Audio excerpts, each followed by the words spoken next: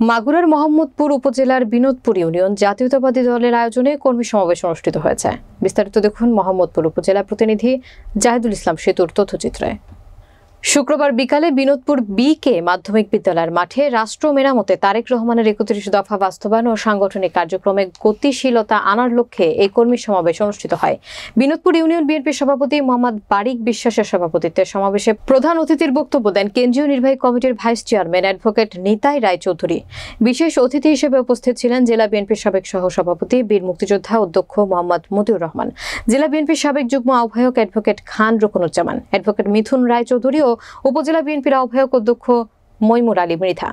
মোহাম্মদপুর উপজেলা বিএনপির যুগ্ম আহ্বায়ক মোহাম্মদ নজরুল ইসলামের সঞ্চালনায় এ সময় আরও বক্তব্য দেন পলাশবাড়িয়া ইউনিয়ন বিএনপির সভাপতি অ্যাডভোকেট মনিরুল ইসলাম মুকুল, উপজেলা স্বেচ্ছাসেবক দলের আহ্বায়ক আরিফুজ্জামান মিল্টন এবং উপজেলা ছাত্র দলের আহ্বায়ক নূর আলম শিকদার সজীব সহ বিএনপি ও অঙ্গ সংগঠনের নেতৃবৃন্দ।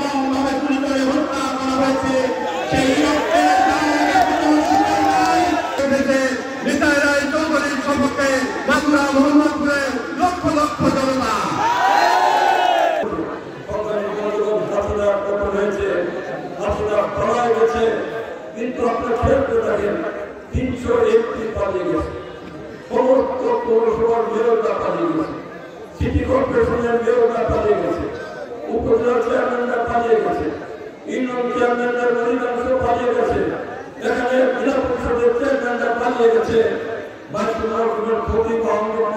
সে পালিয়ে গেছে, নির্বাচন কমিশনের কমিশনার পালিয়ে গেছে। ওদের এই শেখ হাসিনার এত বড় রূপে ভয়ঙ্কর রূপের কারণে তার সবাই পালিয়ে